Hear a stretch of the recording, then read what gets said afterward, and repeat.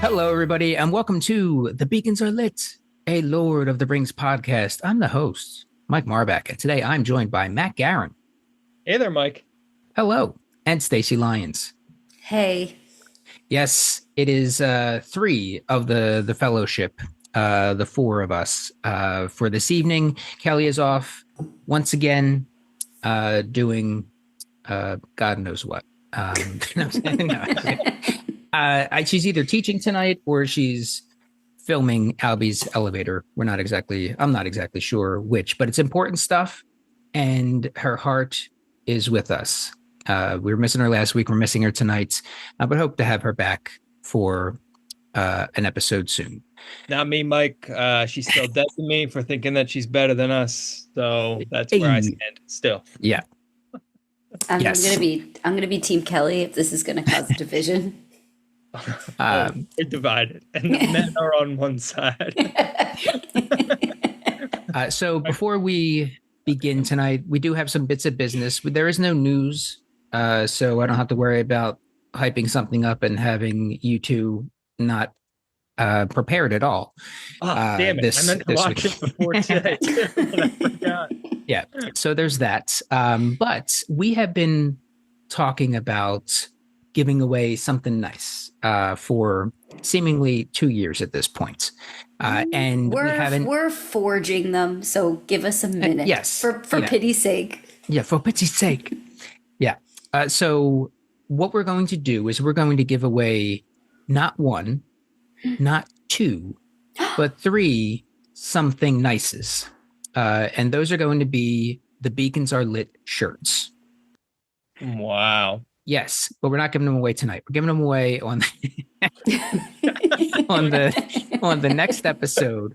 But tonight, I want to read our contenders for that. So the way that you get in the running for one of these precious items is to write a review or send us a letter. So we read Audrey's letter last week, and Audrey is in the running for that. But we also get a lot of reviews. If you just throw some stars up on Spotify, we have no way of knowing. So we really go off of Apple Podcasts for the most part, or the letters that we get. So tonight I want to go through several of the reviews that we've gotten because they're all good. Well, wow. Not all good. I'll save the not so goods for last. All right, I love it. All right. They don't get a shirt though. They don't get a shirt. They get a shirt over my dead body. Yes. So titled Ent Paste and Lighthearted from Waffle Meister Waffle. Ent Paste and Lighthearted. If you're looking for an Ent Paste podcast, this is for you. I don't mean that as a complaint, though, as it keeps a lighthearted and easygoing view where so many others have dug their roots so greedily and deep. It's like listening to the Silmarillion. Ever thought about how wet orcs are? These are your people. Ever not noticed Aragorn having a weird voice at the Council of Elrond and want to never be able to unhear it? Have a listen. But seriously, great podcast, this one. P.S. Matt, the real winners are the listeners who get to hear about the real winners being the people that watch the movies. Wow. That's nice. It was alarming to get called out directly there at the end. Made my heart skip a beat, but then it was nice. So I've never seen you snap to attention quite so quickly. Yeah. It's like being called on in class and you're not expecting it. It's like, oh God. Yeah. Well, at least it was something not necessarily nice or bad. It could have been P.S. Matt stinks. Could have been. And maybe one of these reviews towards the end will say that. Just maybe. Nice. I like Moving on to titled 4-star review out of 5. Delightful from No Shirt for You. Pagoda Cat. Yes, no shirt. I'm just kidding. It doesn't matter if these are good reviews or bad reviews. It will be put into a randomizer. We have had people on other podcasts that have really took a huge dump on the entire podcast. And coincidentally, they didn't listen again. So the shirt had never been sent out, but that's not the point. They won and just never contacted us. Save some money. All right. So Delightful Pagoda Cats. Whenever I go through tough times, I turn to Lord of the Rings. This watch has been so much more lighthearted because of your podcast. It's really hard to find genre podcasts with hosts that have a sense of humor and have something intelligent to say. Wow, what a concept. I usually watch the appendices. I love how these awesome movies came together, and I was wondering if maybe you guys would react to them. They are extensive, but if you just press play all, they will be in a manageable order. So much good stuff for each of the extended editions. I may be a super nerd about the films, so it may only be enjoyable to me. To that, I would say, no, not at all only enjoyable to you. We've talked about this. We've talked about doing that. The appendices, yeah. I have watched them, and I will watch them again. And I love that someone who is a super nerd also loves us. That feels that's so nice. And they said, wow, what a concept about us having a sense of humor and something intelligent to say. And to that, I say, wow, what a compliment. What generous words. That wasn't even a joke. That was just stupid. I'm sorry. Wow. I was going to come in with a Smash Mouth reference, so you did fine. Yeah, don't let us stop you, Stacey. Go right ahead. Hey, now we're a 4-star. Because it was supposed to be 5, but delightful Pagoda Cat over here gave us 4-star. I was waiting for a reason for that deduction, but maybe if we cover the appendices, that star will find its way back north. Wow, they're withholding that star for to give them more content. I think that's fair. There's some people who truly rate everything as a 4-star, and you have to earn that 5th star. Yeah. It's like the Michelin stars. You really have to. We have to yes chef the shit out of this show. Mm-hmm. Sure. I think we can do it. I think we can. Moving on to Mara Borealis, a silly but heartfelt (in parentheses Helms) deep dive. Oh, this is a lengthy one. Funny, informative, and insightful. Because you cover the scenes of each half hour so assiduously, anyone listening could learn at least one new thing in every episode about the books behind the scenes of the film or details one might not have noticed from the movies themselves. They can also get more they can also get far more Dennis Miller impressions than one would expect to hear in 2024 or on a Lord of the Rings recap podcast. Thank cha. I loved everyone's different takes on the interesting acting choices, primarily vocal choices. The many examples of the Gandalf as the most extra, with Elrond as the very close runner-up, and Legolas' weirdo expositional throwaway lines. Thank you, Kelly, for loudly booing literally every time Legolas spoke in Fellowship of the Ring. It's the most appropriate, visceral response. Sad the trilogy recap is coming to an end. I sincerely hope you all just rewatch the movie and do it again. Thank you for the laughs. You are all wonderful. P.S. I need to share one of my favorite jokes of the podcast. When Grima Wormtongue returned to Isengard and was soaking wet, so wet, like orc level wet, one of you, I think Matt, said he looks like the worst professional wrestler or one of the shipmates from Pirates of the Caribbean. Still laughing. Good times. If I said that, I don't remember, and I do find it funny. So. Yeah. Well, then I'll take credit for it. I said it. All right, good. Sure. Why not? Moving on to Susie to Any. These are like reading license plates, and I'm not particularly great at that. Friends with LOTR benefits. 5 stars. I recently stumbled upon this podcast, and I'm so happy I did. It's a fun listen for Lord of the Rings fans. Feels like I'm with friends while out on my evening walks. Great job, Fellowship. Oh, that's nice. I love that they go out with walks with their friends. Yeah, that is nice. I would do that. Yeah. Yeah. They just go on walks. How about that? All right. And moving on to the _RJ, 5 stars. The podcast is lit. How about that? People, these people are coming up with some good titles, punny titles. The podcast is lit, as are the beacons. Great listen. Glad to have a podcast with people who aren't super picky about how close the movies follow the books / lore and focus more on the entertainment value of the movies. You guys are very funny, and we're able to get a glimpse into each other's members' personalities and humor. Thanks, guys. Keep it up. Applause emoji. Oh, that's great. Mm-hmm.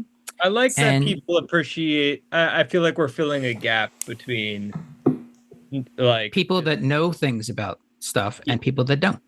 Exactly. We're in that nice middle ground where we kind of know stuff and some of us kind of care and others really don't, and it's fine. Yeah.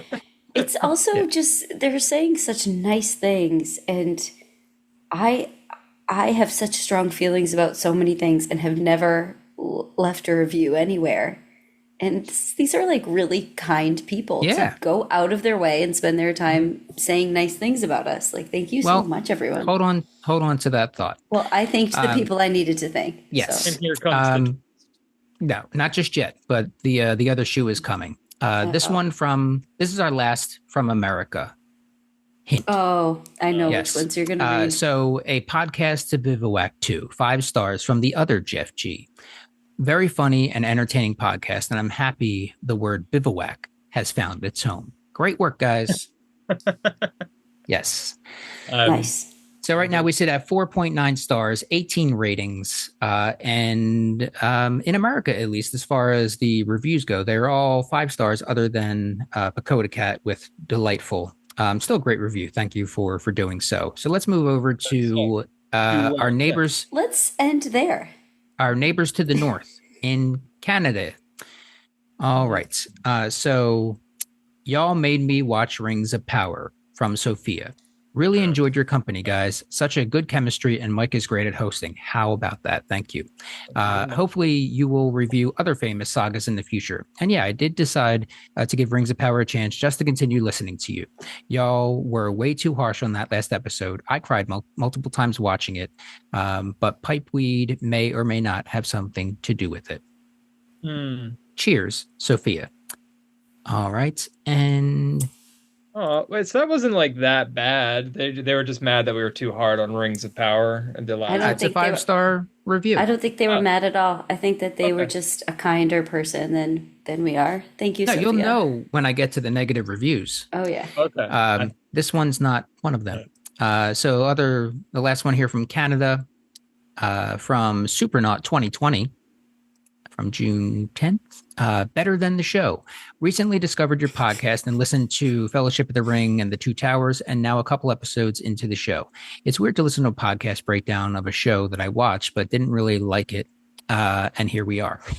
Great chemistry, humor, and observations. Looking forward to your takes on the upcoming movies. And who knows, maybe the show finds its way. I'll be listening regardless. Thank you. Supernaut 2020. Thanks, Supernaut.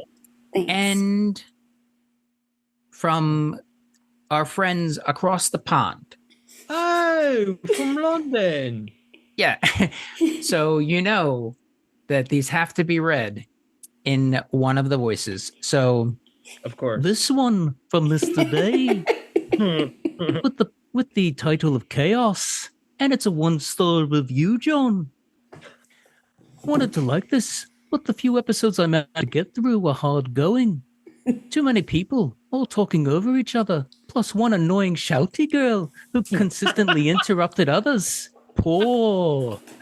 That's got to be Kelly, right? And one more. Oh, that was one it? more. One Look, more. This one There's nothing they can say that I haven't heard before. This one being a 2-star review from it's a long bad one. From Strutter 01424. All right. Chaotic for sure. The concept is perfectly reasonable. However, I have 2 key issues with this. 1, as another reviewer said, there are too many people for this to be viable. It was frustrating when someone asked a question, but then everyone else was competing to crack a joke or to top any reasonable answer that the other might have. It's also hard to work out who is who, so it's hard to feel connected. And 2, it doesn't feel like anyone is interested enough in talking. doesn't feel like anyone is interested enough in Tolkien to be able to talk about lore from the books. For example, I'm turning into Merry or Pippin now. For example, in the episode about the prologue, someone was wondering who had the 3 elven rings. Then someone said that Galadriel and her husband each had one, then suggested Elrond's ring might be a lesser ring. This stuff is just factually incorrect in Tolkien's writing. It would perhaps be better to market this as a casual viewer's guide to just watching the movies. I did like the parts where behind the scenes stuff came up, such as about Jackson not wanting to include the prologue in the first place. So yeah, I don't care that we got negative reviews, but we very much say that the podcast is for casual viewers all the time, and in our descriptions, I'm pretty sure too. Look, all we've learned from this experience is that we should not go to England. Yeah, we are not their cup of tea, and that is okay. Oh, they messed up the lore around the Lord of the Rings, Paul. I'm pretty upset about it, Paul. Paul, I gotta write a comment to them, Paul. I'm gonna leave a review on their podcast, Paul. I'm gonna let them know. Is this anywhere close to John? I don't think so. I don't think so. But you know, I never tried before. Okay, next time we'll read them in Dennis Miller. All right. So those are our contenders so far. If you want to be up for a shirt, go to iTunes and rate and review. And I'll be honest, I've never shipped shit across, out of the United States. So that'll be an experience in itself. But we're not shipping you shit. We're shipping you something real nice. No, I've shipped yet. So give us your address, guys from England. Yes. It's going to be something real nice. Real nice. Now, thank you for listening, and it would be interesting if they still are. All right. It would be. So moving on to these second set of episodes 4, 5, and 6. Matt, I want to hear your general thoughts. General thoughts, Mike. I think you're going to be pretty pleased because we're getting to the tail end of 6, and dare I say, I'm enticed, maybe even a little intrigued, and the slightest bit excited. Can you believe that? And I might continue watching. I'm like, maybe I'll watch episode 7, like, for fun, like, not just because I have to. You don't get paid if you don't watch it, Matt. That's how it works. No, I would say, towards the back half of, like, episode 6, stuff's, like, ramping up. I'm starting to care a little bit about Numenor. I'm starting to care... Well, I'm just excited to see the battle in Eregion. Eregion. I'm hoping that that's cool, and the list maybe ends there. It's maybe a shallow list. The other plot lines that I could think of right now are still pretty mid to me, as the Zoomers say, and I'm not totally loving them, but I'm excited. I'm excited to feel a little excited for, like, this upcoming battle. It feels good. Like I said last episode, the more orcs we get in there, the more I feel like I'm in the Lord of the Rings movie. And so we're getting a lot more orcs now, and it's pleasing to me. Yeah. You're excited to be excited. Excited to be excited, Mike. Yeah. Stacy, where are you at on things? Yeah, I don't think I disagree with any of that. I had my first audible gasp of the entire show, like an unwilling, involuntary moment, which I can tell you now, or we can get to it, whatever you want. But in general, I do think the show is growing on me a lot more than season 1. And I think it's for all the reasons we talked about in episodes 1, 2, and 3. Was the audible gasp in episode 6? No. Okay. All right. Well, I'm trying to think if Halbrand, like, took his shirt off at some point. Was it? I don't know. Annatar's not really doing it for me, guys. Oh, he's not? No. Oh, Annatar, you're not into Annatar? Not really. You don't like blondes, we know that. I'm a little disappointed by that. But I think Elendil is, like, getting super hot. The dirtier he gets. The dirtier and more jailed he gets. No. Yeah, The more he's, of an outlaw bad boy he becomes. Yeah, the more he breaks the law, there's just something there that's pulling me in.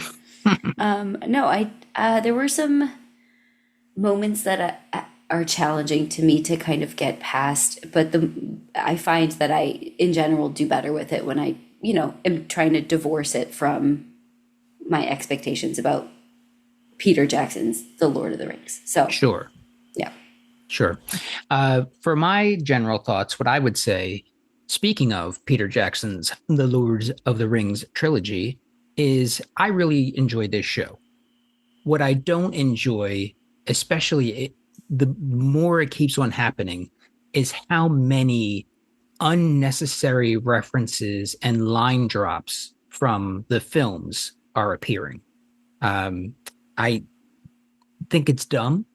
I think it kind of undercuts the actual thing. Sometimes it undercuts the moment because personally it takes me out of the moment. Like if I've never seen the films and I'm watching this, then maybe it hits for people, and then maybe they watch the films and they're like, oh, he said what they said. But I'm like, oh, he said what they said. Boo. I still want to hear the rest of your general thoughts, but I'm struggling to think of an example of this other than Halbrand saying, or what's his name now that he's an elf? Who's Sauron? Annatar. Annatar. Other than when he says like a most precious and like really hits on precious. Well, he said you will, like something along the lines of, you will be the Lord of the Rings. And he said precious. You have Tom Bombadil saying something. I can't remember exactly what it was, but it was. He says the whole, some people who die deserve to live, some people who live deserve death. Who are you to give it to them? Which is what Gandalf says to Frodo about Gollum. A lot of Tom Bombadil's lines were either throwing to the movies or directly taken from the book. Yeah. He's a character I've found challenging. Yeah. And then there's, hello. We'll talk about there is the Treebeard. Now, that's the other thing, is that some of these lines were from the books and were repurposed in the films. And now we're getting them repurposed from the books in the series, or repurposed from the films in the series. Like there's the Treebeard line, away with you, away, dig deep, sleep. And Tom Bombadil kind of does that within one of these episodes. There's a bunch. I agree with you, Mike. I feel like they kept popping up, and I kept I don't know. It pulls me out of it. It's like hearing. I totally agree. When you watch a movie and they say, "Hey, you want to hit me with your number?" I don't know who's saying that, but when someone asks for a number and they're like, "Yeah, it's 555," and I'm like, "Oh, I'm out." It takes me out for some reason. Is when I hear that 555. Just put a real number in. I get why they don't, but when, yeah. So I think that they should just pull back on how many Lord of the Rings movies and book references that they're kind of repurposing, and just write, because I think that they are hindering themselves. Yeah, it's dumb fan service. It stinks. It's bad writing. You shouldn't be in there. Has no place. Yeah. Yeah, you're also purposefully mirroring yourself to people's most beloved movies. Yeah. And you're not people's most beloved show. Yeah. Like, it's a fun show. I'm enjoying it. It's not my most beloved show. I'm not going to watch it 4 All times a year. All it does is make me wish I was watching the better version of what this was.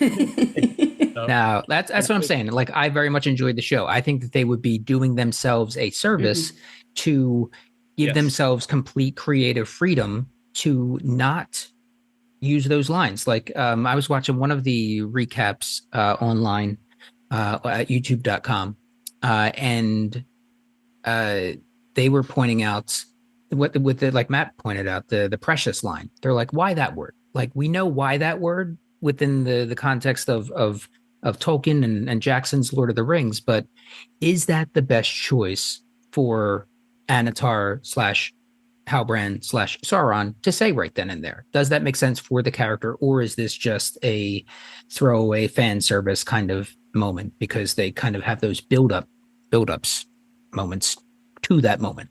Yeah. So yeah. All right, moving on. Because I do enjoy the show. I just wish they would pull back on some of that stuff. Let's start with the stranger and Nori and what's going on there, because in these 3 episodes there are several things that happen that really, if it's not Gandalf, would be weird. The things that they're throwing in at this point. It is. It's Gandalf. Okay. And if it's not, it's annoying and it's worse. Like, if it's not, like, the fact that they're still like billing him as the stranger is dumb in of itself. Whatever. I disagree. I think that they've made it super clear by now that it's Gandalf, but he doesn't know he doesn't know who he is. So I think I think it's very clear to us. We're not supposed to be guessing anymore. Okay. Well, the way that they're doing it though is annoying. Is that they're dropping all of these different lines that work around saying that it's Gandalf. And maybe they're supposed to be seeds and things that influence him later in his life. One of the recaps pointed out that Nori refers to his staff as a Gand, which is another word for staff. And then you have Tom Bombadil, it's the stranger slash Gandalf saying, well, can you teach me how to become a master of the secret fire? And he's like, what makes you think that you can be a master of the secret fire, that it needs a master? Like, you need, and he's like, you need to be a servant of the secret fire, which is what Gandalf says on the bridge of Khazad-dûm. I'm a servant of the secret fire, wielder of the flame of Arnor. Yeah. So, yeah. Wow, your memory for Gandalf lines continues to impress me. Good thing we're starting here, because I think this is the weakest part of the show this season. I think, right? Like, it stinks for the most part. I don't like this. Gandalf's quest to find his staff could not be more boring to me. This is a waste of time. I don't need to see this. It's stupid. It's the equivalent of making an entire arc around us hearing how Han Solo got his last name in the movie Solo. It's just like, no one asked for this, and no one really needs to know this because it's boring and not interesting. Nori and her friend, and the romance between her friend, or the attempt at romance between her friend and that kid with the crazy hair. Merrimack. Couldn't care less about any of that stuff. I mean, Nobody. I don't want to get too hard on this, but it's the mystery around it being like the Shire. I was like, are we seriously doing, like, it was so, and I'm not usually one to like talk like this to like brag, but like it was so plain to me that like that's what they were doing like so early on in this season, that when they even like started like really hinting at it, I was like, what do you think this is like cool and like interesting? Like, do you think that this is like worth teasing out so much? I don't know. What do you all Are think? you saying the possible end goal of them founding the Shire or whatever is stupid? Yeah, I'm saying that like this whole thing of like, well, this is going to turn into the Shire. It's like, well, okay, so I don't know. It just seems silly. It's more prologue stuff of just like setting up things that like just aren't that interesting to me. Like, oh, this desert's going to become the Shire. How are they going to do that? Fucking irrigation and like magic, probably. Yeah. Well, I don't think that area becomes the Shire. I think that they end up moving again and then found the Shire. Because one of the things that I'll shout out the Nerd of the Rings recaps on YouTube. com, of course. They do a great job of they do a good. That's who you should be listening to, listeners. That's a good podcast if you want to learn something. If you just want to joke about shit that you watch, I think we're the place to be. But the thing that I learned from them is they do a great job of going over the maps, which I really enjoy, because occasionally on this show, they remember that that's a cool thing that they do, and show maps and progression and where people are at different points. And then they'll show you that where you are and then what it is later, what it later becomes. So it is really cool to see us in these different areas. And then we're able to be like, oh, that's what becomes the Brandywine Bridge, you know. Go to Buckleberry Ferry. So 20 miles. Yeah. So pretty cool. Check it out. Nerd of the Rings recaps. Yeah, that they probably know what they're talking about. Then They do. For them. But like when we had Tom Bombadil show up and the tree eats him, I was like, okay, well this makes sense because Tom Bombadil in the book lives right next to the Shire. Right next to is like, loose, lives like probably like 100 miles away or whatever. But yeah.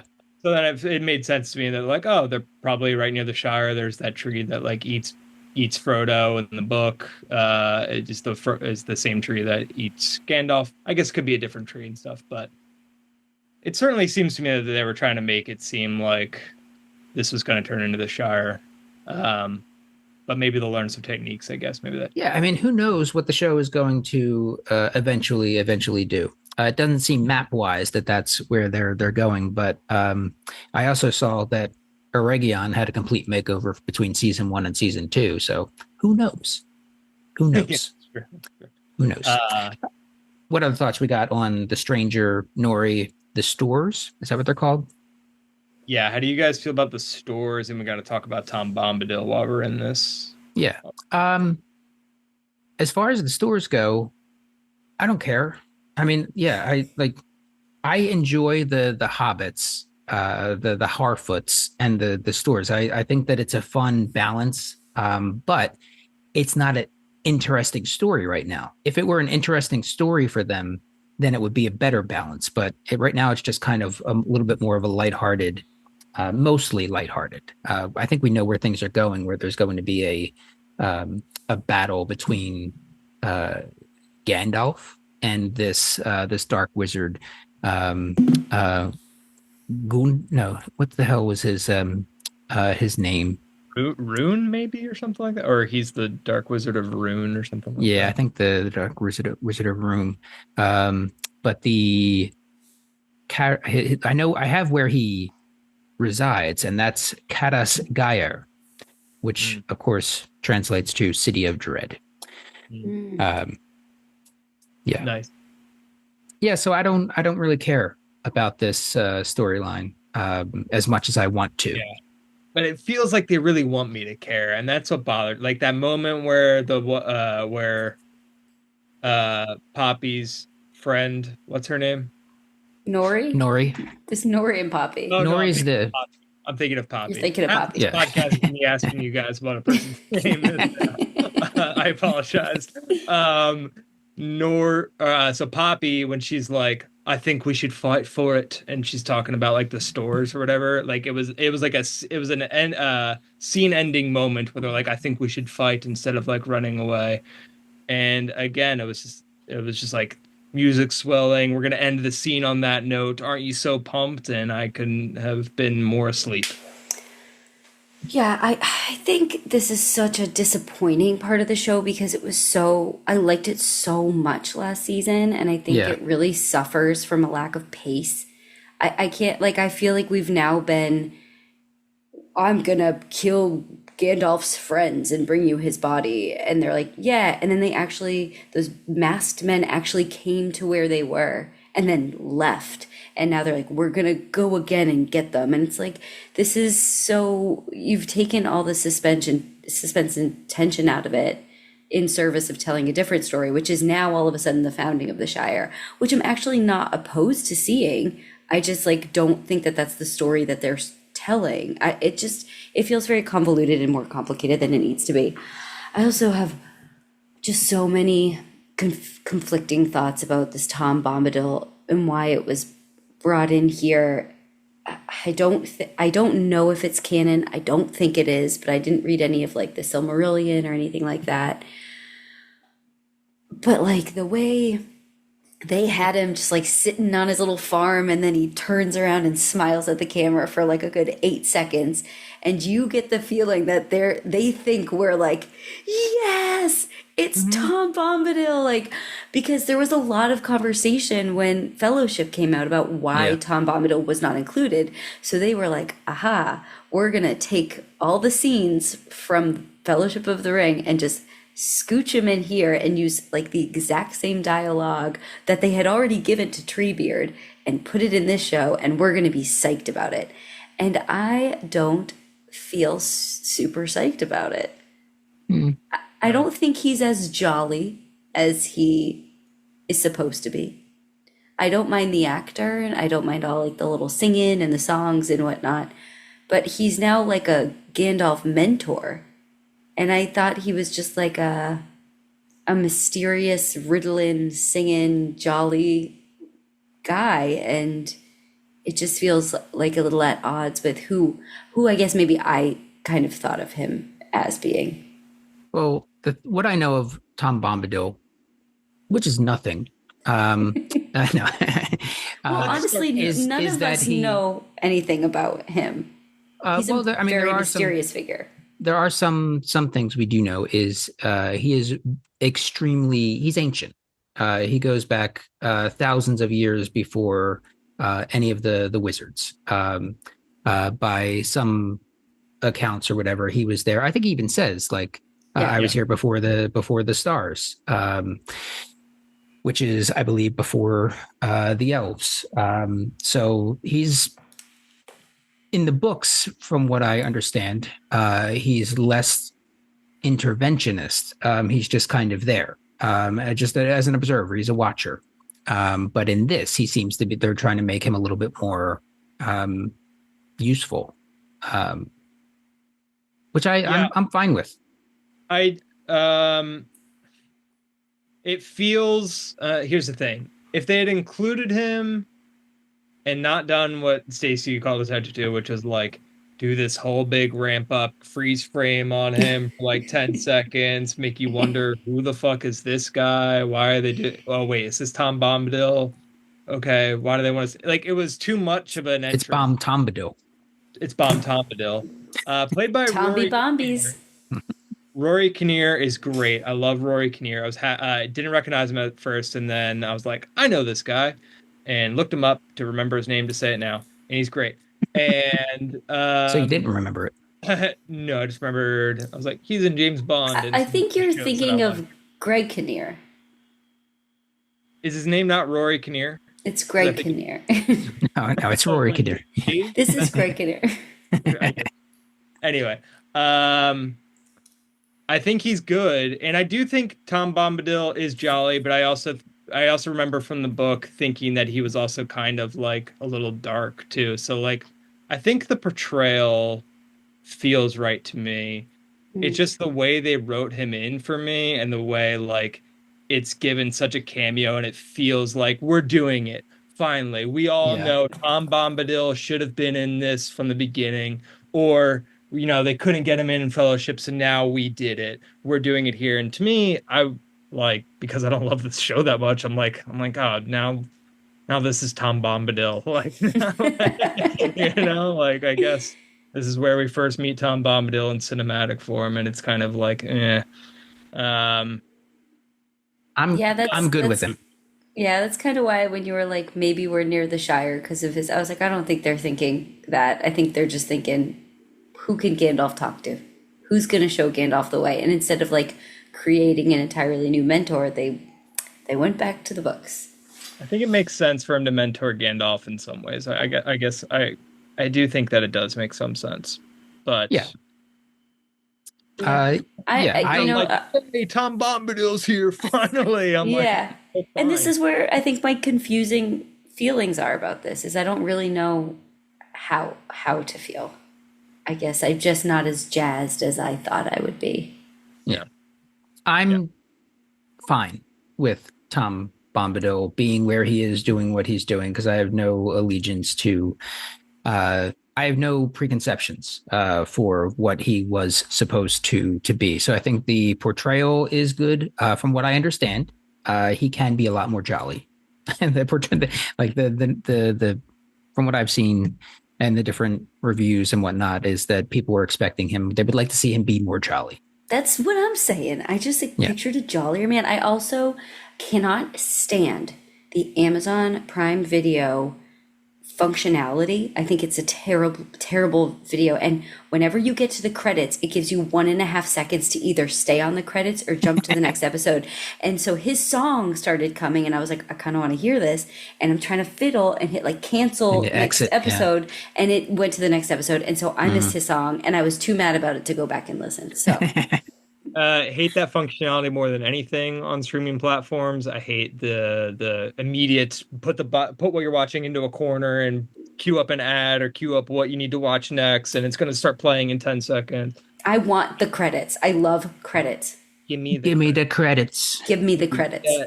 Criterion Channel is the only streaming service that I know of that honors the fucking credits. I would hope so.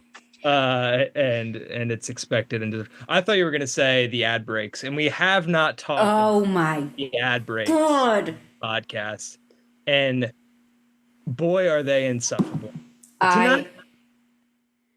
It's disgusting because it's Prime and it's their show, and they could just not have ads. They could just make this their, title belt, big tent pole show that they're not going to do ads on because they care about it so much. And they still are squeezing money out of us, trying to get us to upgrade to no ads. It is so greedy. Every time they talk about these dwarves being greedy, I just think, that's you.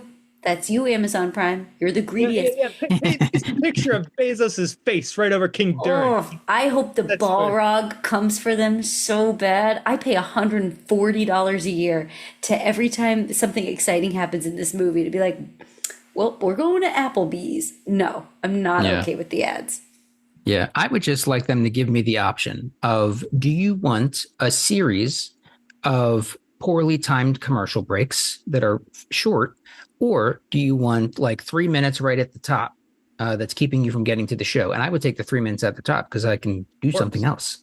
I agree with Matt, though. This is like their flagship show that they spent billions on. This could be the one show that they don't have ads on because they want us to see it start to finish. And it's so greedy. What ads are you getting? I know we want to talk about the show, but what? I got Applebee's. I got State Farm.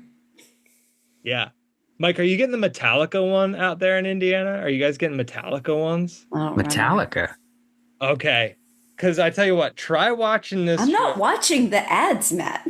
And Isildur's dad, what's his name, Elendil's about to, get tossed into the trial by abyss. Okay, you ready for this man who you actually care about? He's gonna get thrown into a trial by abyss, babe. And as he's about to get, and as he's like stepping up to the ledge, hard cut to Metallica coming this Saturday. Tickets now. I'm like, what the fuck is this? This is awful. Yeah. I try to leave the room when it happens or scroll or something. I'm not watching. I'm not giving them my attention. All right. So to wrap up the Stranger Nori Dark Wizard stuff. So Tom Bombadil is training Gandalf. Hopefully we get a training montage where he just keeps failing and blowing shit up. And then he finally gets like lights of flame or something. And then we have the Dark Wizard who says that he will handle the Ishtar himself. So we are going to see, and Tom Bombadil even says at some point, he's like, yeah, you're going to have to take him out. You're going to have to, level up and do your thing. Oh, yeah. The whole he can't come back to this path thing, too. I was like, why not? Why can't Gandalf come back and look for his wand another time? Please explain. He can't go. It's his friend or his destiny. That's such a harsh thing to say. Yeah. It's like the end of a rom-com. Tom is a harsh friend. Maybe he's the friend we all need. I'll be honest with you. Yeah. And also Nori hooking up with Merrimack. Or no, No, Poppy no, no, hooking no, up no, with no, no, no. Merrimack. It's Poppy. And these are the worst wigs of the show. Worst. The worst wigs of the show. And B, I'm pretty sure that is the only kiss of the entire show. Unless Durin and Disa have kissed and I don't remember it. So you would say that they No are one not. else is kissing. They're not Lord of the Wigs. That's true. Get some No, more kissing in this. They ruined wigs. They have had no good kisses because that wasn't even like a good kiss. And I'm so disappointed about it. Yeah. Well, not to spoil anything, but there's a big smooch coming in episode 7. Can I guess? No. Yeah, of course. If you no, yeah, it's been out. Yeah, It's got to be Elendil. He's got to at some point stop touching her face and just go in for the kiss. All he's doing is rubbing her cheeks. Just kiss her. He's like kissing his hand Yeah. and putting it on her cheek. Yeah, he is. Wow. He got a little she's schmutz. blind. She is. Yes, Matt. Blind people can kiss But too. like, is she gonna see it coming? Like, how's he gonna? I don't know. Never He'll mind. be like, I thought we Never had mind. something. I can't even see you. I wish I didn't say anything. Never mind. All right. Let's move on to I mean, we're already talking about them, so let's go to Elendil and about to face the trial by the abyss, cha-cha. Okay, babe. So how are we feeling about Elendil, the faithful, Farazan? His storyline was my big gasp moment. Oh yeah, what part? Because oh my God, the whole scene and like with the relics and they're chanting and praying and Valendil, is that his name? I'll call him Val. First hottest on the show. He moved up the ranks super quickly. He was fighting the twat, I forget his name. And Kemen. Elendil's like, your captain commands you to put the sword down. And like, I thought he was gonna get drowned. It's an incredible fight scene. Val breaks his shoulder. Yeah. And I'm like I am locked into the scene. And then he puts his sword down, says, I captain. And then that sword comes through. And you know what? It's not like a surprising move. Like this move has been done many times before. Yeah. I truly didn't expect it here. And I was very, very surprised and very sad about it. Yeah, because he was a likable character on the show. Yeah. And there are not too many. There's not too many likable characters in this series right now. There's a lot of and I say that because there's a lot of morally gray that's happening within the series, and he was somebody who had some principles and stood up for them. And he was close with Isildur and close with Elendil, and now their family's like super divided, and Elendil thinks Isildur's dead, and now Isildur's presumably going to come back and his friend is going to be dead, and it's just like very sad to think about. Yeah, and that was not episode 6, because that's exactly the moment where I thought 5. That's the moment I thought I was going to guess. That's the gasp. I thought that was 6. Yeah, Matt. That moment where he got stabbed, I sighed deeply because it seemed I couldn't have seen it coming more. Like in contrast to Stacey, I was like, oh yeah, so he's gonna put down a sword and he's gonna get stabbed immediately because that guy's a little shit, and they've established well that guy's a little shit. He's a twat. He's a twat. He had a broken shoulder. I thought he was like kind of down for the count. No, as soon as he puts his hands up, he starts walking away. We don't see the guy behind. I was like, get real. But I was bummed to see him die because he was cool and he just gives good. But when he was getting like drowned by that twerp too, for a second, I was like, this guy's half his weight. For a second that he was maybe gonna die that way, and I was like, this is disgraceful. This guy is like not a badass. He had no place on that ship as a soldier. If this twat is able to drown him in less than like 20 seconds, turns out he wasn't a badass fellow. I will say like that this plot line has gone from just last week me not giving a crap at all about Numenor to now it being one of the more interesting parts of the show. I think the daughter of Isildur, Aarion. Aarion, thank you, Mike. I think her kind of pulling a sort of redeeming move of trying to get the queen involved right before the trial of the abyss and bringing the queen in to hopefully talk her dad into pleading fealty to Pharazôn was nice, and I'm starting to see more of her complexity. And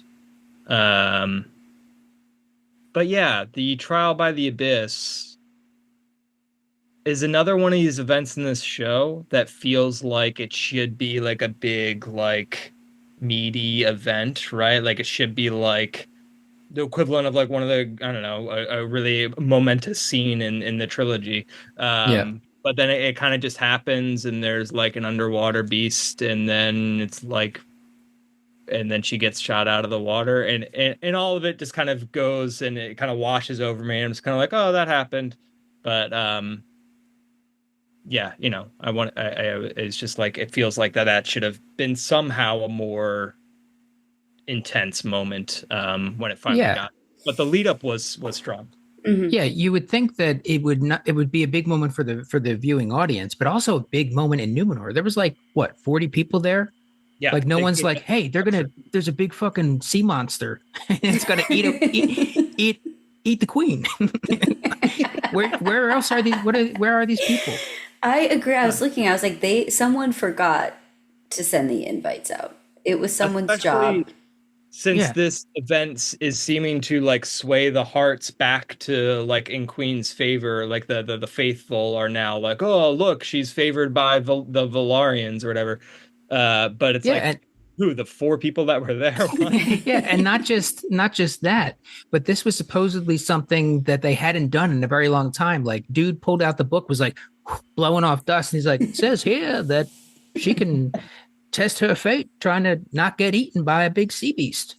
And she's like, I'll take that option. Or Elendil was, I'll take that. I'll do that. I love Thank you. Pharazôn being like, is that true? Is that in the text? And the guy being like, yeah, I wish that guy was like, it's definitely here. No, I only I can say, but it's here. Just trust me. It's in there. We smash cut to him like in his study, like harried and like licking his fingers, like going through a big almanac, like just in his arms, like boss, they're waiting. The beast is here. It wants to know who it's gonna eat. I'm so sorry.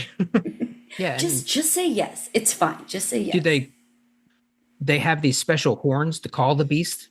Like, I want to know more about this beast. I know, it's like a dune sandworm. It's like you can call it, and can you ride it? Is it? Yeah. If it likes you, is it your friend now? Like, can she ride this beast? And also, she got launched out of the water like 60 feet on the rocks. Like hard rock. She has incredible lung capacity, but you know what they say: when one of your senses goes, the other senses are heightened. Got launched out of a sea beast and ate wet rock. And still didn't get smooched. Yeah. Still no smooch. He should have smooched the crap out of her just then and there, but alas. And I do feel like the Numenor stuff could almost be a show in itself, right? Like they're just removing so much for sure complexity of it. Like it is just like, oh, one event can turn the entire city one way, and then another event can turn the entire city another way. It's like Pharazôn's got to be battling with like other, wealthy people in the city who are trying to vie for power, and like, but we're not seeing any of that, right? We're not seeing any of that, which is fine. I'm not saying I want to see more of it. I don't know. It just could be a whole show in itself in terms of. I hear you. The pacing just in this whole Rings of Power is super off. Do we think Pharazôn and or his little chirpy son is going to get a Ring of Power and become a ring? One of the 9, the wraiths. Yes, a Nazgul. I do. I think so too. Who do you there think is rumor of Theo being one of them as well. Well, we haven't seen his ears yet, so. Yeah, it's fair. We all rewatch the trilogy. We see one ring wraith that just walks around like it is shit in its pants. Yeah. He's got his ghost hair over his ears.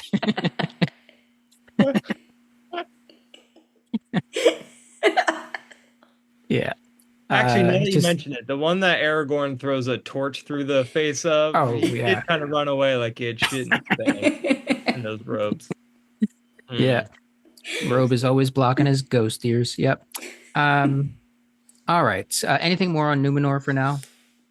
Nah. All right. Well, then let's go to Khazad-dûm and Durin and the dwarves as a whole. We have Durin is just diving deeper into being influenced by the ring, and the recap that I watch, Nerd of the Rings, again, shout out, back me up. My thoughts on this is I don't necessarily like how much of an impact this lesser ring is having on Durin. Because there was the whole thing that the dwarves would not be as corrupted, and he like puts it on immediately. He's like, hate you all, give me all the goods, The gold. Yeah. So they point out is that these rings for the dwarves are handed down through the generations, and if this is already almost immediately starting to impact Durin, why would they be like, you know what? Here you go. Here you go. Yeah. This has been in my family. It's really made things terrible for us. I want you to have it. Yeah. You know that home you used to have in Khazad-dûm? This ring's responsible for its demise, but you should have it. You should keep this. It's in There the you go. family. Don't pawn it. That it is is- a great point. I didn't think about that. I did think that, like, it kind of makes sense for the ring to be corrupting Durin because he's such a greedy, stubborn jerk already. In some ways, maybe not greedy, but a jerk and stubborn for sure. But yeah, I guess it's a really good point that I hadn't considered before. Yeah, stubborn, absolutely, but not greedy, because there have been examples through this series where he did not want to dig. He did not want to go deeper. Now he's all about it. Yeah. Drill, Yeah. baby, drill. Yep.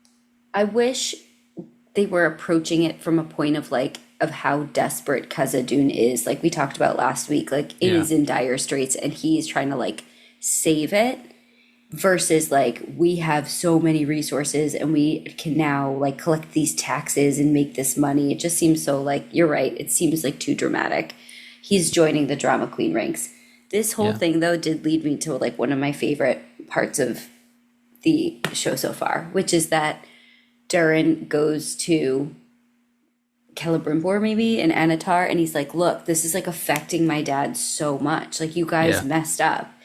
And my dad was never like this. And they take it seriously and they go back to their crew and they're like, maybe we messed up. Instead of just being maybe your dad's just an asshole. Because that is exactly how that would have gone in real life. They would have been like, we didn't mess up. Your dad is just like this. But they go back and they're like, we gotta atone. We gotta fix it. I also love that Annatar was like, well, maybe he's using it wrong. Well, he put it on his finger. What more is there to do? He turned it. The stone was facing up.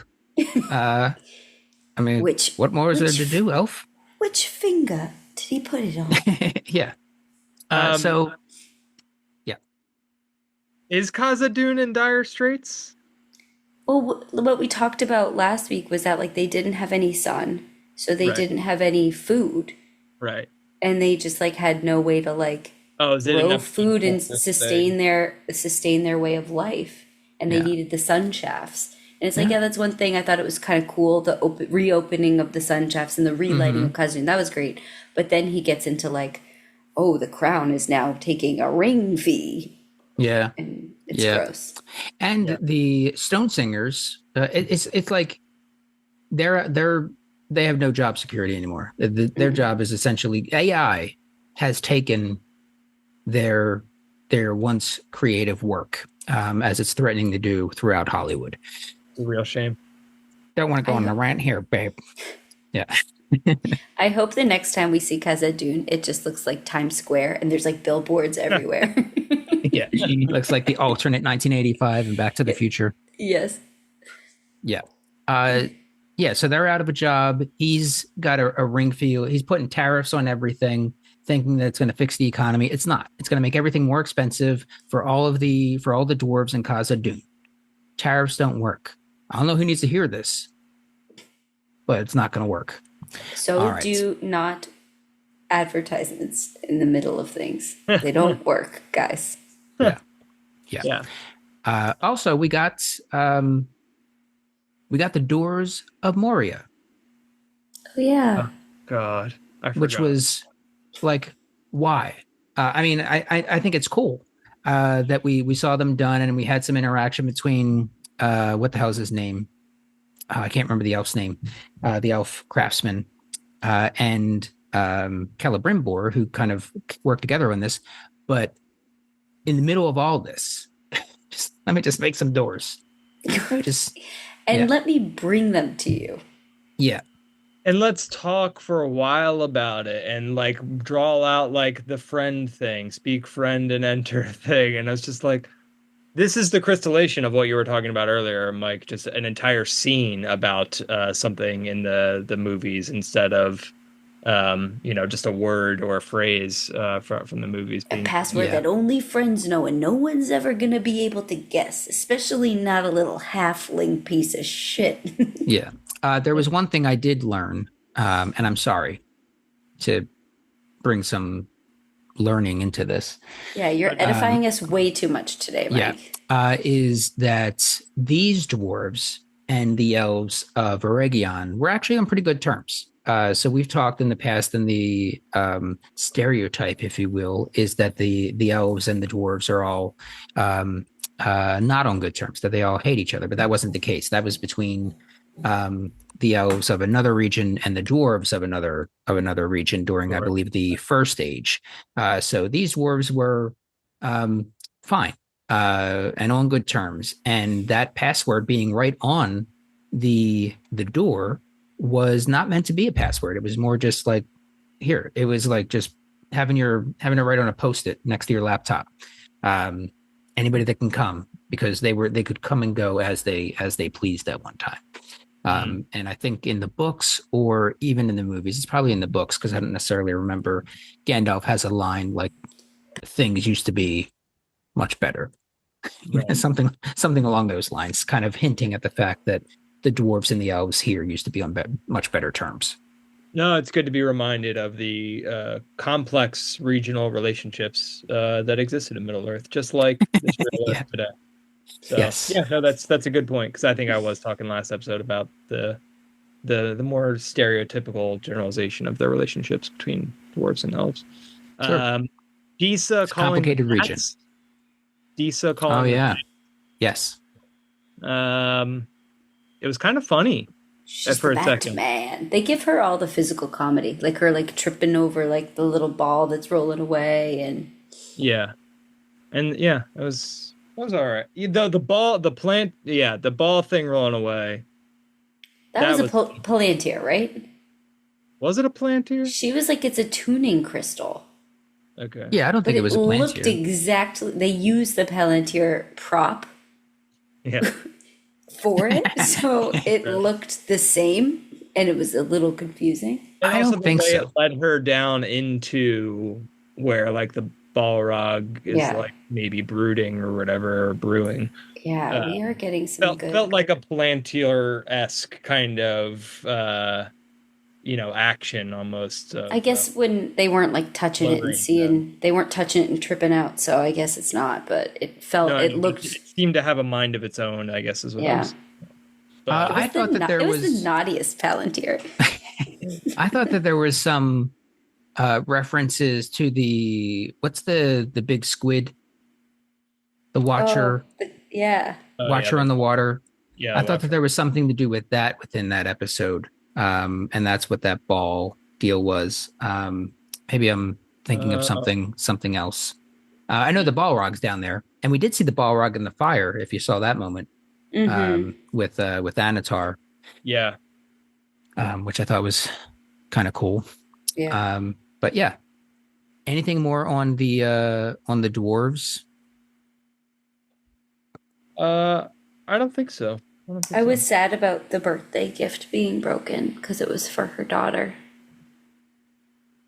That's it. Yeah. Yeah. It is So kind let's of, I will say, in terms of like feeling things for these characters, when like Durin and Durin, father and son, were fighting about the ring, and he had that line of Doran like, and Doran. it belongs the ring. Yeah, Durin. What is that?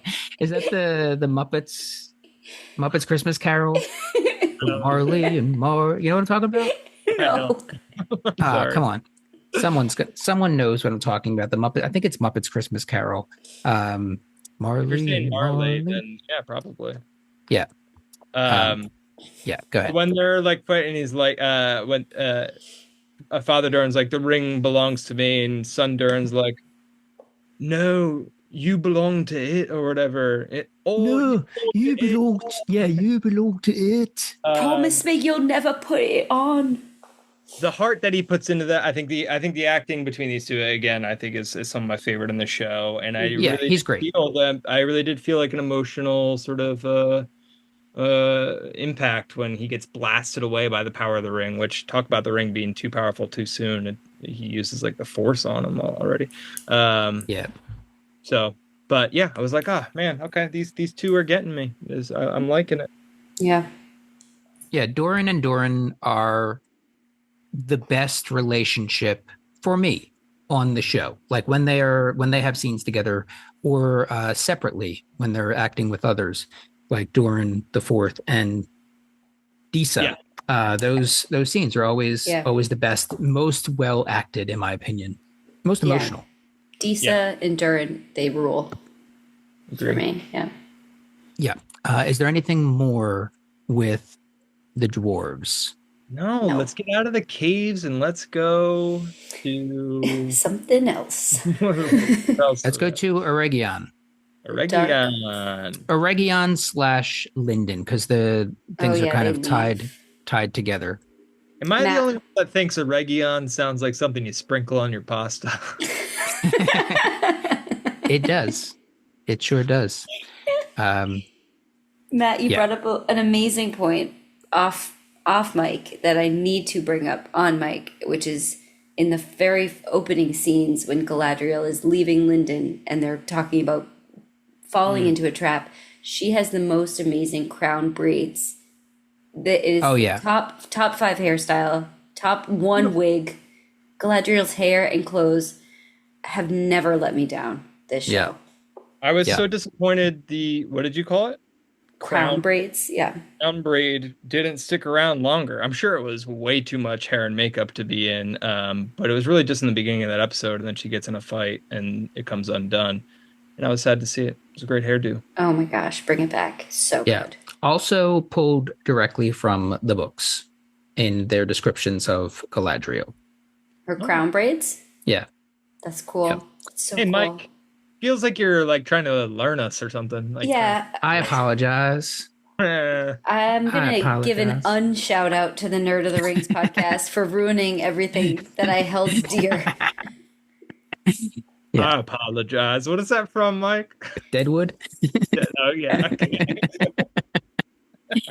Yes. One of these days, I'll get around to finishing our Canned Peaches, a Deadwood podcast. We did season 1 like 3 years ago, and haven't gotten around to doing it. So you see that the inconsistent schedule with which the Beacons Are Lit podcast gets put out is not exclusive to the Beacons Are Lit podcast. It is a symptom of the disease that is me. So, I apologize. You're being so harsh.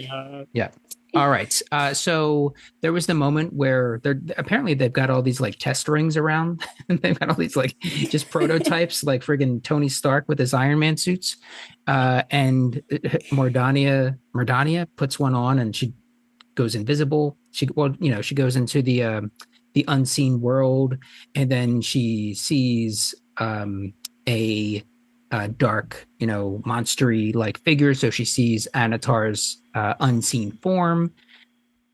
And then, of course, immediately Annatar pulls her aside. He's like, "Psst, that thing you saw, that was Celebrimbor."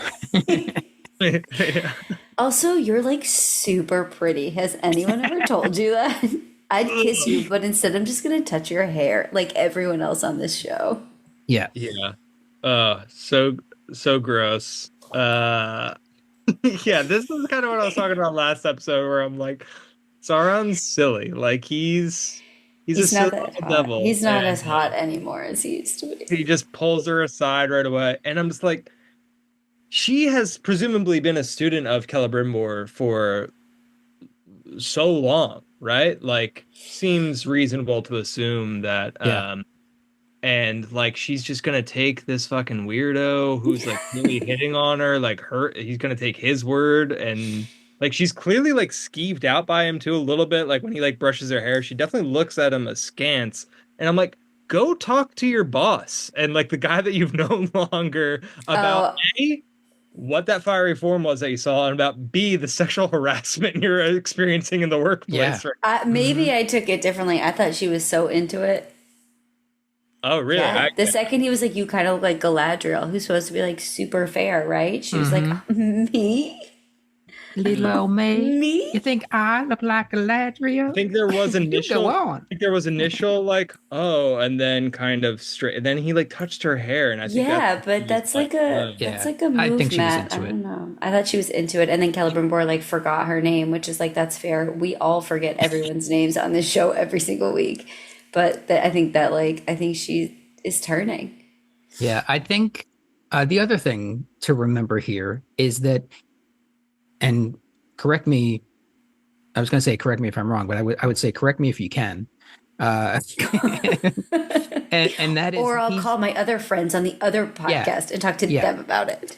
is he's not supposed to be just another elf, right? He's supposed to be sent by, he's supposed to, he's supposed to be like sent to help and Yeah. save Middle Earth. So he's supposed to be a, I guess a Maiar, not just just an elf. So there's a power dynamic here that lends itself to her siding with him, I think, a little bit more easily. And he's got to be like, he's Sauron. Like, he's got to be putting out deception vibes as well as deception words.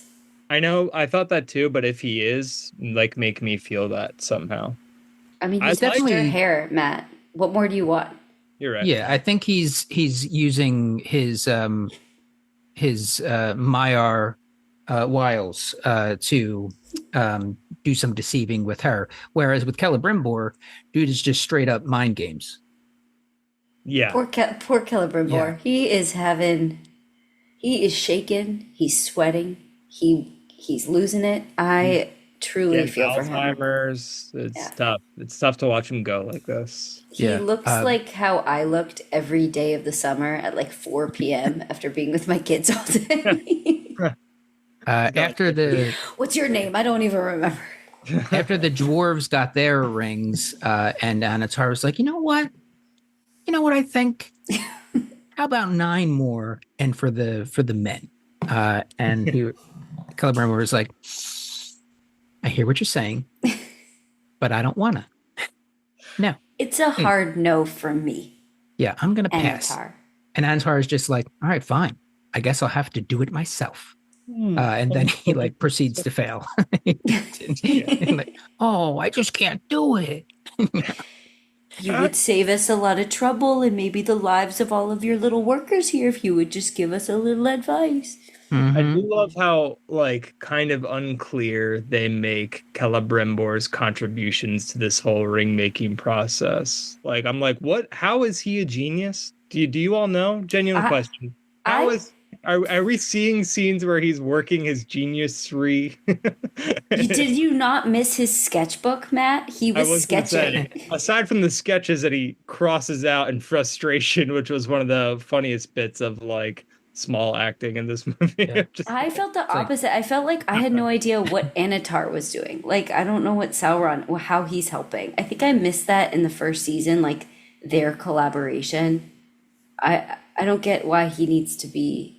He knows about like metal mixes and like how much of what metal and stuff. But beyond that, I'm not seeing. Yeah, I feel like Annatar has read all of the books on how to do things, but has never actually done it. Whereas Celebrimbor has been, doing the work. But you bring up a good point, Matt, because it was in the first season, in the last couple episodes, where Celebrimbor kept trying to do it, and then it was Annatar who was like, "How about you just do a little bit of this?" And he's like, "Oh yeah, let's try that." And then something wasn't working. He's like, "How about we just do a little bit of this?" "Oh yeah," and then things started working. So it is interesting to see what exactly either of them do to actually make these rings. What qualifies either of them as craftsmen? We know the end product, and it seems like a very laborious, intense, long process that we really don't see too much. I don't know. I was talking last week about like the timelines in this plot line, and it feels like these rings both take forever to make, and then they also take no time to make. It's hard for me to keep track of. Yeah. And they're also blowing through mithril. Yeah. Blowing through it. Yeah. Yeah. I once those prototype rings that are not working. Yeah. What are they doing do they melt them back down, or they just put them like in a box with like hazardous material sign on it? Like a lost and found. Do you guys remember in Parks and Recreation when Ron Swanson made a ring out of a sconce and it took like a couple hours? I don't. No. Okay, well, I once watched that happen, and I have a more clear understand of how rings were made than I do from watching this show. So yeah, I tell you what I did kind of like was Annatar doing his whole casting a spell over Celebrimbor's senses and making him think that the town wasn't under attack and that everything was blue skies, kids, and he gets down there. And Eregion's never looked more idyllic. There are children laughing and playing, the blue skies, animals walking around, ice cream truck going by. Mm-hmm. And I'm like, is this what it was like? Is this what it's like daily? Like, is this normal, or is this like a hyper idealized state that is fooling Celebrimbor because he's also like under a spell? It looks like how, like at the very, very, very beginning when Galadriel's like playing with her brother. Do you remember that? I think it looks just like that. Yeah. Mm-hmm. I enjoyed that sequence because I guess it was like, okay, Sauron, he's very powerful. It was cool to see that demonstration of power, I think, which was interesting. Mm-hmm. Yeah. And visually, it was very cool to see. Like technically, visually, it was very cinematically. There it is. It was very cool to watch them do that. And from what I had read, and by read, I just talking like tweets. It was all done like practically. There wasn't really much in the way of like CGI. The light. It was all done in camera, as they would say, or the majority of it. Don't fact check me. Okay. Like I said, it was a tweet. Yeah, it was a tweet. Okay, it was a tweet. I read it, I can't be held responsible. Yeah. What else is going on? Annatar's out there, just kind of turning everybody against Celebrimbor. He's got him locked up in the forge, trying to get those rings made. In the meantime, he's going out to everybody. Hey, just so you know, Celebrimbor's nuts. he's indisposed. Tell him I said anything. Yeah, he's losing his mind, and I'm reaping the benefits. Yeah. What else is going on there? Anything else? We could pivot quickly to like Galadriel and Elrond, since that's like all part of it. Yeah. Yeah. What do you got? I don't know. Elrond is doing he's trying his best. Elrond is what is Elrond up to right now? He's just going to people being like, this is bad. We're having a bad time. And Galadriel's like, hold my ring. She takes the ring off. She gives it to Elrond. I don't like that ring. I don't like the way it looks. It's too big. It has such a Nenya. It's got such a that's Nenya.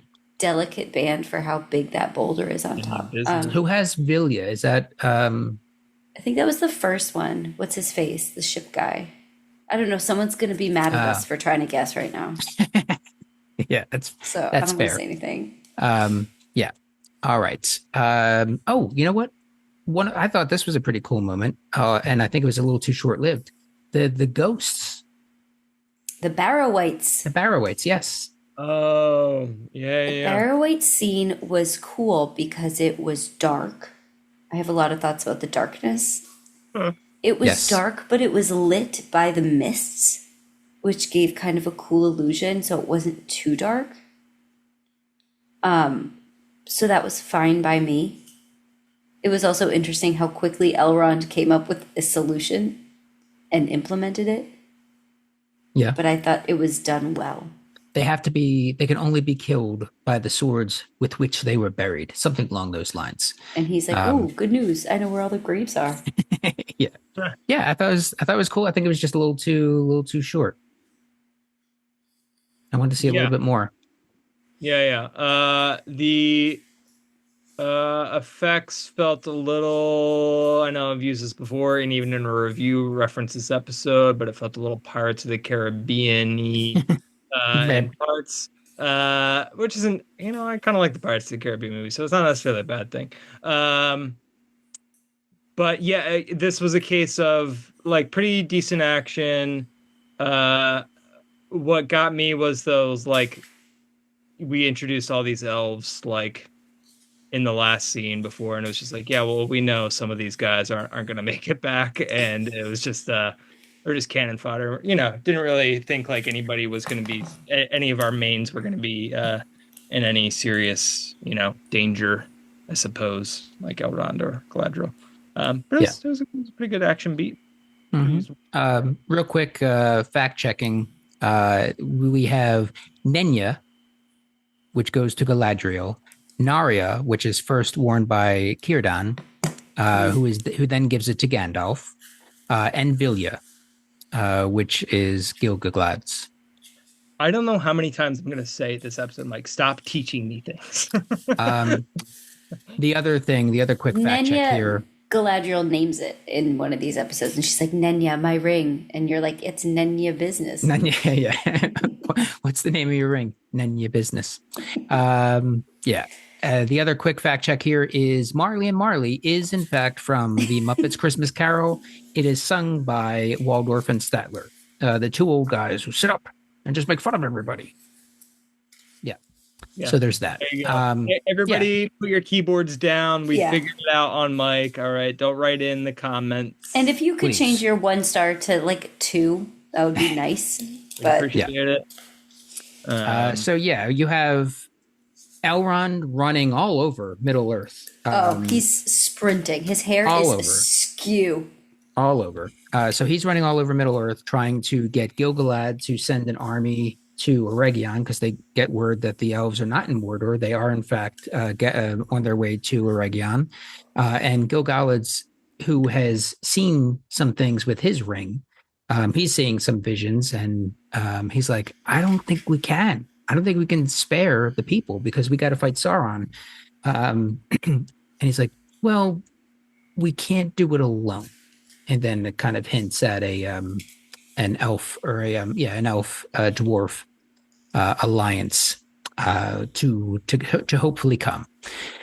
And then Galadriel ends up getting caught. But she tosses her ring to Elrond, and everyone's like, she's so cool. She sacrificed herself for us. And Elrond's like, no. This is where he starts becoming the dramatic Elrond that we know and love. He's like, no, she sacrificed herself for her ring and leaves. He takes the dramatic goes, and he's mad flip at her. Yeah. Oh, the maybe my favorite part of the show so far happened here. I almost forgotten about it. That fight where Galadriel takes on a bunch of orcs fucking rocked. That was awesome. It was great. The lantern shatter onto the orcs was so satisfying. Shatter onto the orcs was great. Favorite move was close range arrow to one orc's face. He goes up in midair. He's holding torches. She pulls out while he's falling in midair 2 arrows from her quill, swipes them through his falling torch to light her arrows on fire, and then lights up two separate orcs, I think, with those two arrows. And I was like, that fucking rules. That was like so cool. And then she jumps on the horseback and like dodges an axe, like Matrix style, like leaning back on the horse. Yeah, I had a lot. I was like, okay, here we go. My only complaint about it was at the very end, she's on her back, and you know, who we know is Adar is like over her, and she like notches her bow or whatever, but she doesn't do anything. And I'm like, Galadriel, the warrior S, would have shot that thing super fast. Yep. But Daddy Adar can't die yet. Adar. He's got that plot armor. I'm interested to see what happens between Dadar and Galadriel now that Galadriel like spilled the beans about what the elves' plans are. And I'll say I kind of didn't expect Adar to potentially, I guess maybe we don't know what his plan is yet, but it kind of seemed like he was like gonna like turn his back on her now, or not really betray her. He was kind of being a bee about it. Yeah, he's like, great, now you've told me everything I need to know. Bye. Yeah. I mean, Be cool. all of it does. One of the things that annoys me about all of this, about this season, and I get why it's happening, and I get it's like Sauron's whole deal, but whenever something happens, they're just like, don't you see? That's what he wants. That's what he wants. That's what he wants you to. That's what he wants you to think. That's what he wants you to do. Whenever any choice is made, it's like, you're doing that because you're under Sauron's power. You're doing that because of Sauron. Like everything. It reminds me of the Seinfeld, where George's girlfriend thinks he's crazy because he becomes obsessed with Lloyd Braun, and all of this like weird circumstances are happening, and he's like, so your car's on fire because of the woman on the horse. Don't you see? She was doing it to fool Lloyd Braun. Like everything always goes back to him. So check out that Seinfeld episode. It's exactly right, Mike. It's so true. Yeah. So it's a function of the show. It's not a quirk of the show. It's a function of the show, and it's one that I'm okay with, but it's also annoying at the same time that it's always just that easy to write whatever happens off as it's Sauron's plan.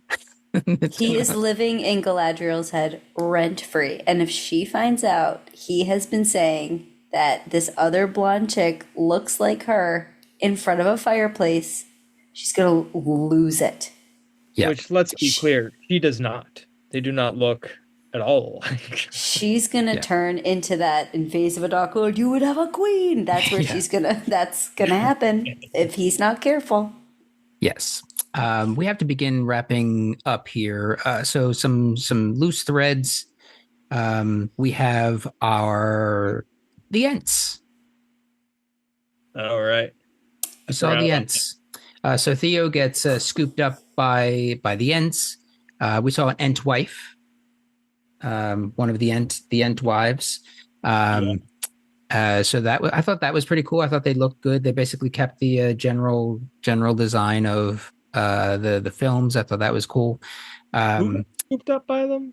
I'm trying to Theo and a couple others. Oh, and Estrid's fiance. Right. Her betrothed. So now Isildur is he friend zoned for the moment? Oh, he's pissed. Yeah. He gave her a little shove. He was mad at her. He was like, you were just been behind me the whole time. Yeah. She's like, I was about to die. Yeah. Oh, I love that he showed up right when they were like about to kiss. About to kiss. Again, another no kiss. No kisses. Yeah. Funny. No payoffs. And Arondir is taking on some orcs. Apparently there were some orcs going AWOL. They're just like, fuck this guy. This Adar dude. And then they take their stuff too. They took some work materials, which, as probably proprietary material, fellas. So he's able to pick up, basically look like battle plans from these orcs saying like where different things are going to be. So he will likely then meet up with either Elrond or Galadriel or any number of people hopefully on their way. Hopefully not. He's so boring. Quick question. At the beginning of episode 4, this scene was way too dark for me. There was like a long, dark scene. They tried to light it. They couldn't do it. And at the end of the scene, he like looks down in horror at something on the forest floor. And then in the next scene, he's like, if you had all seen what I saw in the woods. And I was like, it was too fucking dark. I didn't see it. What was it? Truly don't know. Yeah, I don't know what you're talking about. It was like a big battle by the fire. Arondir sees this?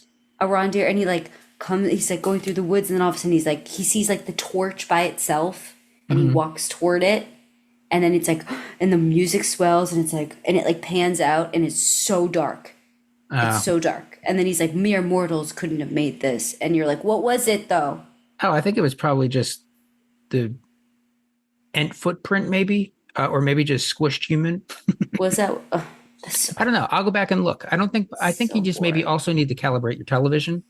I think that might go a long way. We have been working on it, and I think people just need to light their goddamn sets. I think that's also fair. I think that there is a middle ground to be found between calibrating your television to the settings that best suit your room, and also people that make films, making them viewable. I'll believe you when you tell me it's nighttime. Just show me what you want to show me. Just like a silent film comes in and just shows a card. It's now night. And then I'll be like 100% in.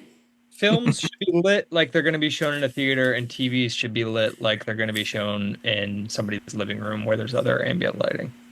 I told Mike my scale on a 1 to 10. 1 is that scene in Game of Thrones where they're fighting the Night King or whatever. 10 is Mission Impossible Fallout when they're in the nightclub underground. It is so well lit, it might as well be daytime for a nightclub. It doesn't take me out of the scene at all. Yeah. Real quick, another stray thing here. Arondir gets swamped. He gets stuck in the swamp or the quicksand. Oh my god, the quicksand! I couldn't believe we had quicksand in the episode.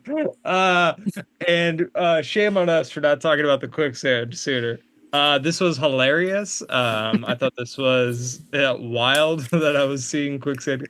Now, yeah, what did that like gross like centipede like worm thing comes out and eats. It was so silly.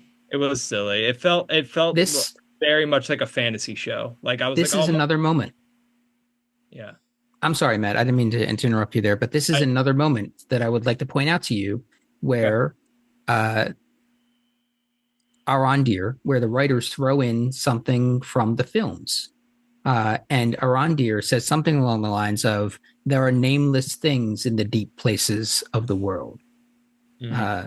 So, which goes to Gandalf's line, which is something along the same lines, right? There are fouler things than orc than the deep places of the world. So there's a lot of crossover in between in those. And then they have a big chuckle at his punchline. Oh, I'm going to call this one supper. And then they keep walking to Rusted Roots on the way. Do, do, do, do, do,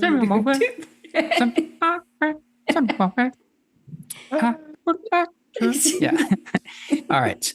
So yeah, then there's like the deep places of the world line there. Yeah, and it was the Ents who were basically like they tipped them off to the orcs. There's a large.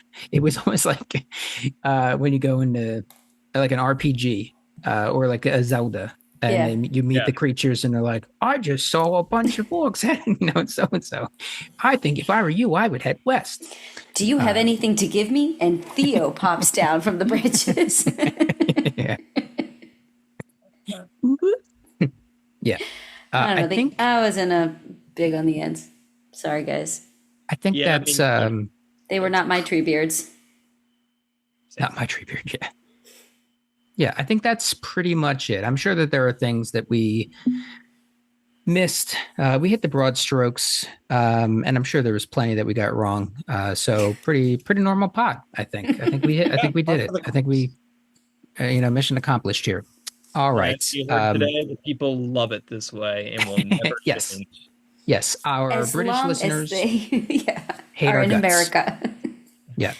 Or at least America, North Australia, Canada, We're good.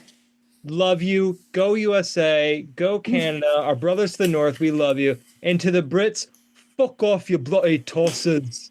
Am I right? Tossers okay to say? I actually Oh don't my know. God, I have no idea. I'm so stressed right I now. don't know. Leave We'll it for the apologize. podcast. We apologize. All right. Well, then we'll leave it there. We're already way over. We'll do winners and losers when we do single episodes. We're back soon with episode 7 or 7 and 8. I'm not sure exactly which we will do. We'll discuss off pod, but we'll be back soon. Okay. How about that? Thank you everybody for listening. Thank you, Matt. Thank you, Stacy. Thank you, Kelly, for providing some ammunition for Matt, I guess. Yeah, for nothing. Yeah, for nothing. All right. And once again, thank you all for listening. Bye. Bye. Bye. We're Marley and Marley, our hearts were painted black. We should have known our evil deeds would put us both in shackles. Captive bound, we're double ironed, exhausted by the weight. As freedom comes from giving love, so prison comes with hate. We're Marley and Marley,